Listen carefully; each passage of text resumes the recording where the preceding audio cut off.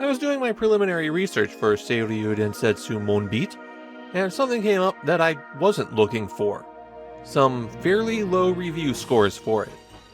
Now, I always hold that review scores are worth the paper that they're printed on, especially when they're printed online and don't have any paper at all. But lately I've been going through a period where there's been a lot of especially bad RPGs released on the PC Engine.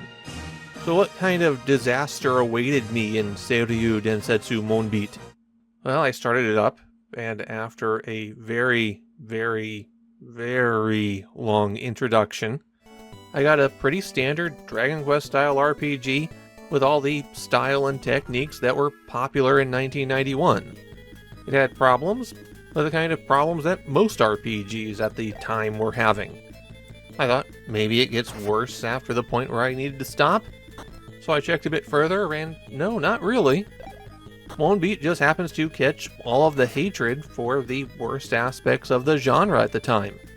And the game starts with one of those problems. I made finger quotes there, you just couldn't see them. When you hit start, Monbit begins a 10-minute long opening cutscene. It's also totally unskippable. The gist of the story is that there's an evil emperor, the Monbit tribe of rabbit-eared people fight him, and then they lose and are wiped out. One thing you're going to notice from the art style is that somebody really wanted to be Akira Toriyama. Besides creating famous media franchises like Dr. Slump and Sandland, Toriyama also provided a lot of the visual design for the Dragon Quest series. And that's definitely what Seiryuu Densetsu Monbit is trying to remind people of.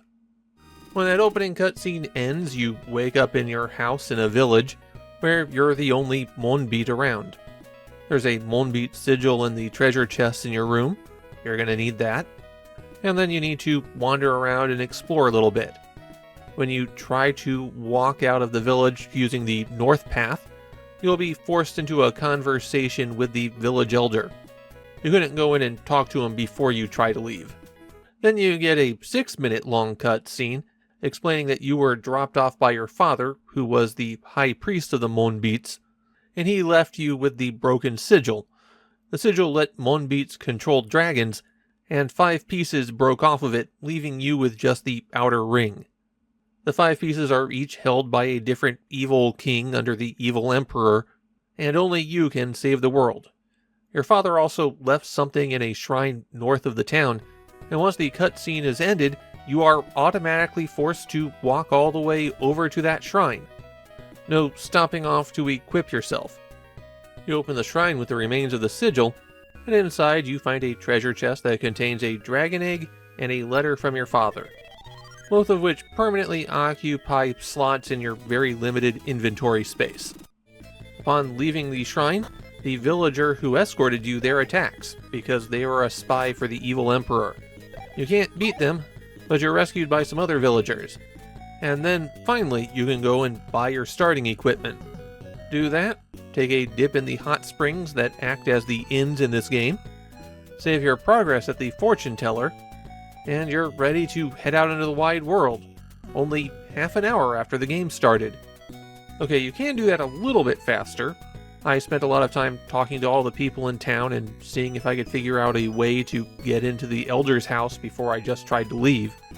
But even if you hurry, it's going to take a while before you can step out and start grinding monster. Yes, monster singular. It was about 45 minutes before I encountered a second type of monster.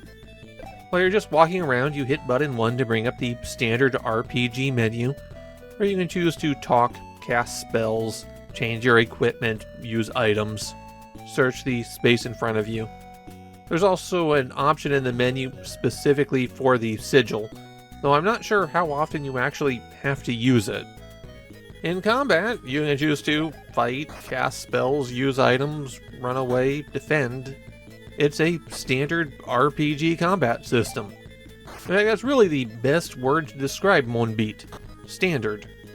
Everything here is exactly what you'd expect from a standard RPG of 1991. The encounter rate is super high, but that's standard for the day. There's a lot of heavily scripted events, like you can give a healing item to this guy just on the outskirts of town and he'll give you armor in exchange. And that kind of thing was becoming standard in 1991. The first dungeon that you encounter has a gimmick to it, and the intention is that you have to use some basic puzzle solving to get past it. Again, very standard for 1991. The towns change and update as you complete events. This house was initially sinking into quicksand, but after I defeat the monsters, it's back up. Compare this to Final Fantasy IV, which was released just a month before it, and well, Monbit obviously isn't that good, but it's in the neighborhood. One aspect of Seiryuu Densetsu Monbit that I couldn't get to is that it has an unusual tie to another Hudson game. You might recall Mitsubachi Gakuen, a particularly strange adventure game that Hudson made that was combined with a talent search.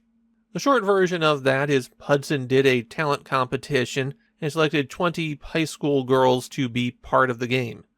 The ultimate winner of that talent search was Asami Inoue, and Seiryuu Densetsu Monbit is pretty much the extent of her career. Her hit single is on the soundtrack for the game, and she plays the heroine, and Japanese players noted her especially bad voice acting. As for that high encounter rate, yes, you will get attacked every 5 steps. And in the first dungeon, that resets the trap that's supposed to push you out of the dungeon. There's a wave of sand that appears at the top and moves down, and you're supposed to go around the outside edges. But every time you're attacked, the position of the sand resets to the top of the map, along with a couple of second delay before it gets started again. So I didn't notice it was there until I was already effectively past it. I'll give Monbit this: you level up relatively fast, and the power scaling generally works in your advantage. I wound up playing for a total of an hour and 20 minutes, a bit longer than I usually can give a game, and I got past the first dungeon, reached the 3rd town, and got my character up to level 7. Like I've been saying, Japanese players have a really low opinion on this, calling it one of the worst RPGs on the PC Engine. And all I can say to that is, have you played the other RPGs on the PC Engine? I wouldn't put Seiryuu Densetsu Monbit in the bottom half, let alone the worst. I mean, it's not a great game. It's a perfectly average game that is copying those 8-bit Dragon Quest games as hard as it can. Monbit winds up being a game that falls in the dead center of quality, doing everything that is expected of an RPG in 1991, and not a single bit more than that.